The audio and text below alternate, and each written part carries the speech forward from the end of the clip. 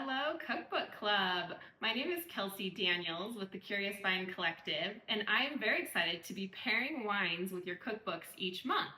This month's cookbook is Good Things by Samin Nosrat, and this cookbook carries a wide variety of food styles and types, and so it wasn't like a regional focus for us. So Jill and I kind of got our heads together and we're like, what might Samin have been drinking while she was writing this cookbook? And since she was working and living in the Bay Area for a long time, we thought Napa and Sonoma seemed like a natural fit for this cookbook. And one thing Samin likes to focus on is really the fundamentals. Hers are how cooking works, how these ingredients work together, and being simple, letting the ingredients speak for themselves. So we wanted to find a couple of single varietal wines that really do let the grape varietal speak for themselves and are from Napa and Sonoma. So our first wine is going to be by Bedrock, and this is a project by Chris and Morgan, and this is their 2023 Sauvignon Blanc.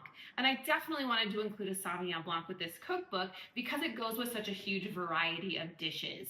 Sauvignon Blanc tends to have a natural higher acidity, and this one is no exception. And what acidity does with your wine is think of it as like squeezing a little bit of a lemon wedge on top of your fish and chips. It's just gonna bring out the flavors of the dish so much more. And this Sauvignon Blanc also spends a little bit of time in a small amount of new oak and a lot of time stirred with the lees. And what the lees are the yeast that have died from fermentation, and as they break down, they add this textural element to the wine. So it makes this creamy style, a little fuller bodied Sauvignon Blanc that's going to be high enough in acid to cut through some of your richer, creamier dishes, but also light enough to really go well with like a nice salad and some seafood. Now, this Sauvignon Blanc is going to have these really nice aromas of like white peach and nectarine, and then kind of a lemon meringue to it as well. And on the palate, again, we're gonna have that richer, creamier texture, which I love.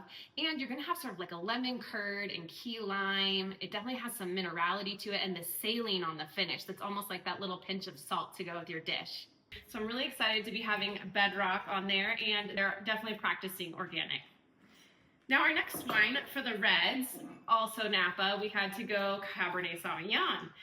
This producer is called Routestock, and they are a project by Wilson Daniels, who is a Napa-based importer. And they source this Cabernet Sauvignon from multiple vineyards throughout the Napa Valley. And what I liked about this Cabernet is the tannins are not too aggressive.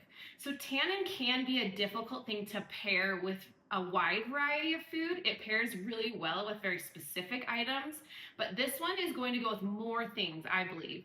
So it's got a mellow enough, smooth enough tannin to go with some of your heartier sauces, but it's also got enough body and everything else to really pair well with some of your richer proteins, your meatballs, your steaks, things like that. Now this Cabernet is gonna have really nice aromas of ripe blackberry, some black plum, just a hint of graphite and a little bit of tea on the nose.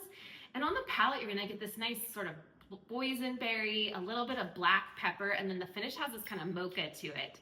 So again, a very food-friendly style of Cabernet Sauvignon Blanc from Samin's Stomping Grounds. So I hope you'll enjoy these two wines with your cooking this month. Cheers, everyone.